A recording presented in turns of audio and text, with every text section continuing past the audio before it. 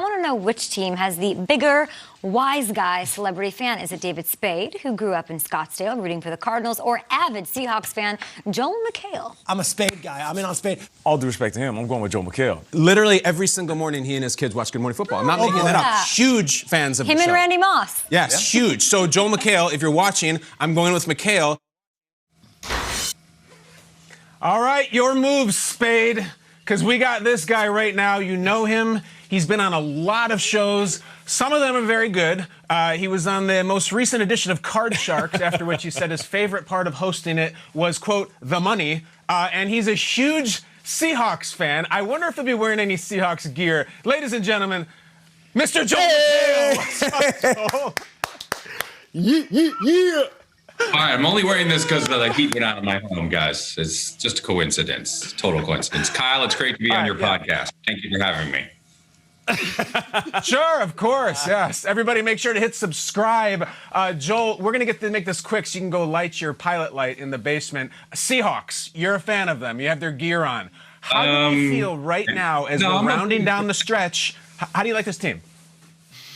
Oh, I like this team very much. I think we're going to Seahawks are very good at ending strong. I know that Giants game was rough, but as you guys said on your show, the Giants were sneakily good, and then last week they lost. But now we got Washington, the Washington Football Club team name, my favorite. They are tough, but we are tougher. And then, we got the Rams, who are terrific. But I'll always bet on Russell. And I think this team is great. And DK Metcalf is a superhero. I think our defense is finally in line. And obviously the Jets game was a nice, fun win. But I think we're there. And I need to buy some more gear. So I bet you guys have a ton of free stuff that you could send me. Thank you so much. We do. Love it. And I would like, thank you for joining Kyle's podcast. Go ahead, Peter. I've got the same podcast mic. Here we go. Kyle's podcast is the best. Thanks for joining us here. These are the best. We're giving free ads. Cheers. When your career started really going nuts, it was Community, and everyone was like, Joel McHale's the funniest guy. You still are. My question is, that was also when the Seahawks were like, yeah, I'm giving it to you. The Seahawks were like having their moment too. You met all those guys, Sherm, Earl, Cam Chancellor. Who surprised you the most when you met them in person? Oof, it's a good one. Well, according to my wife, Doug Baldwin was the cutest. She definitely had a soft spot for Doug Baldwin, and he is surprisingly funny. And then, of course, I started getting to know Russell Wilson, also surprisingly funny, and appeared on. I had a show on Netflix called The Joel McHale Show. Thanks for watching 2 seasons. But he wanted to. He wanted to be. We had him in a sketch, and it was a crazy sketch where we were making fun of Frank Thomas's eugenics thing that he takes to work out, and women notice him. Sure. So the fact that Russell Wilson was game to do that was very surprising and wonderfully welcomed. And Dave Craig, there you go. It was surprising to meet Dave Craig, a hero from my childhood. Nice. Yeah, I would. He's one of those guys who are like, take my cell phone. We're going out tomorrow night. So that was pretty great. Super fun. We love it. I love you in the community. We love that you're on the show. I can't believe I'm on the show, believe me. And I can't believe I'm awake. It's very exciting. And you're live. And you once worked with the great Danny Pudi. Danny Pudi, who grew up speaking fluent Polish. I had to get that in there. Fun fact about Pudi, that he grew up speaking and let me just say language. Okay, I want to talk about let me say fajna koszula in Polish for you. You guys know what that means? Oh, fajna koszula. That means nice. What did you say? Nice shirt. Good job. I wasn't ready for that at all.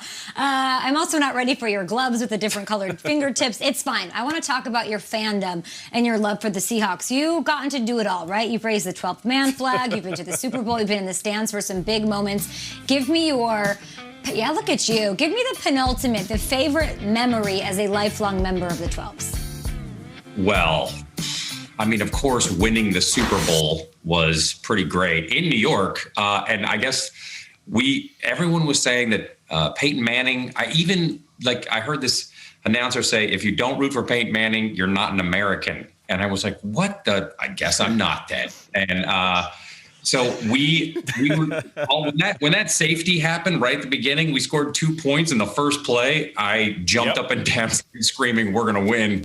And then I thought, if I leave, they're not going to score when I leave, and because it's halftime. And I was in the bathroom when Percy Harvin ran back for the touchdown. And so that, after so many years of Seattle sports teams not doing well, they sold the Seattle Supersonics. Nate, I see you. And finally we won. The feeling of euphoria was measurable with a Geiger counter. So that, I know it's an obvious choice, but I was I'm so happy. So I'm still to this day. Believe me, I wasn't happy about the next year, but that I'll never forget that. Ever.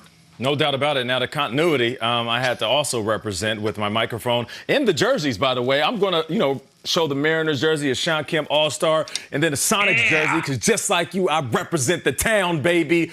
If you ask anybody, is Joel McHale a fan of football? The answer is yes, but I don't think people really know that you were also a college football player. You played with a couple guys that went to the league, played in Super Bowls, Mark Bruner, Eric Conwell. Oh, look at that massive man!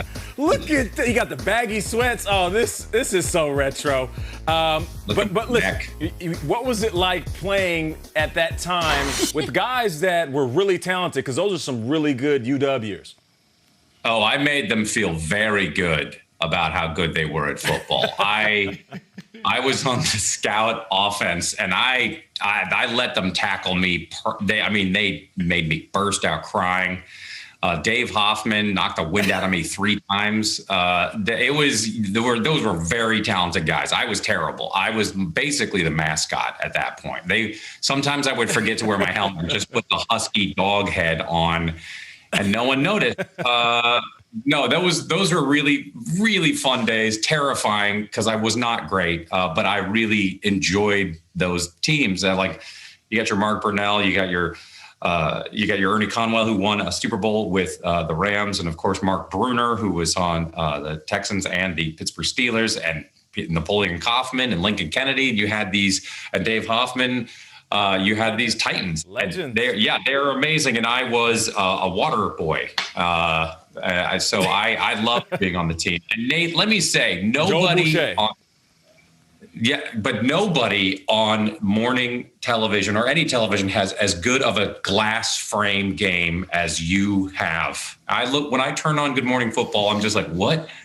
Which glass frames is Nate going to be wearing? Because I just started wearing glasses, and I walked into a store and I said, "I'll have the Nate Burleson, please." And I don't know how many you have, but you're already a handsome man, and then you put those glass frames on, and they're on point. Peter, something to think about. Seattle Lights, we accessorize. Seattle Lights accessorize. People don't know that about us. Yeah, that's right. Grunge. Building airplanes, coffee, and we have flair. Accessories. We have flair. Yeah, we have flair. Yeah, Joel, just one more thing. We don't want to hear any more complaining about how early it is, because I just checked Dave Craig's Twitter, and he's still out partying. Like, he's still out right now as we speak. So you got to keep up with him. Yeah, he's socially distanced, so it's just one man alone walking around with a beer in somewhere in Phoenix. Somewhere. Every time I go to a Seahawks game, he is always there. Yes. Gotta be. And listen, Joel, you mentioned grunge. Let's talk some crap right now, Joel. You have this whole Seattle fan base. It's very powerful. You got Chris Pratt, Rainn Wilson, Mike McCready, Sir Mix-a-Lot, Bill Gates, many, many others. It is a powerful nation. What other fan base do you want to call out? Like, I don't know if it's Affleck and all those guys in Boston, or like, which one right now is Seattle saying, we're going to stomp on you, we're better than you? Call one out. Well, we don't need to. We're already better than everybody. I want to say that. And people like Jeffrey Dean Morgan, Kyle McLaughlin, you got your Anna Faris. You've got quite Macklemore. So, yeah, I like to call it the Boston people or anybody from New York, really, because they think only about themselves all the time. And they're like, we have the greatest rivalry of all time. And then, like, their divisions are garbage. So I'm sorry. This is me calling them out. So I guess, who am I calling out? Yeah, I'll call out Matt Damon and Ben Affleck. I don't even know if they follow football. Yes, they do. I'm sure they do. They must, right? So, yeah, that's who I'd like to call out. Or I feel bad for calling out the Jets fans because it's been rough. Look, at the end of the day, if you're from Seattle, you get to see a game, you get to walk out, and you're in Seattle, as opposed to, a lot of other places. Like, I always feel bad for San Francisco because when they walk out of their games, they're in like 45 miles away from San Francisco. So at least you get to walk outside and you're in Seattle and you get to go to a bar right after that with Dave Craig. I don't even know who I called out. Did I call someone out? Yeah. Everybody. Awesome. Call out everybody. Okay. It was a well-reasoned response. I'll stop talking. I'll stop interrupting everything you guys are trying to ask a question about. I keep going. McHale, you woke up so early. You do you. We honestly love having you here. And I love this news that I just heard, my friend. You are co-hosting the New Year's Eve special on Fox. Tell me about that. I don't know what you're even saying. I'm trying to get your promo in here if you would indulge me. Okay. Great transition. Thank you. And so I'm going to be hosting the New Year's Eve special with Ken Jeong, who was a doctor, but when he was thrown out of medicine, he decided to really destroy his career and go into entertainment. So I was on Community with Ken, and he hid there. It was part of a witness relocation plan when he murdered those people in the doctor's office. But yeah, he and I will be hosting it. He's the host of everything on Fox. So he very nicely allowed me to co-host something with him. So that's New Year's Eve. We are, and I keep saying this, like, if you like Anderson Cooper and you like Carson Daly and you like Ryan Seacrest, definitely watch them because they're way more professional. They've done this a lot and they know what they're doing. This is Ken and I's first time, so it will be a car accident into a train wreck, into a dumpster fire. So please tune into Fox at night. Car accident, into a train wreck, into a dumpster fire. I'm sorry, I thought you were talking about this interview, Joel. No, you were great. We love it. We have to in the studio time. We love you. The great Joel McHale. Go Seahawks. Thank you for having me. Thank you. I'm going to go collapse from prick heat now. Go Seahawks. Collapse. Bye, Thanks Joel.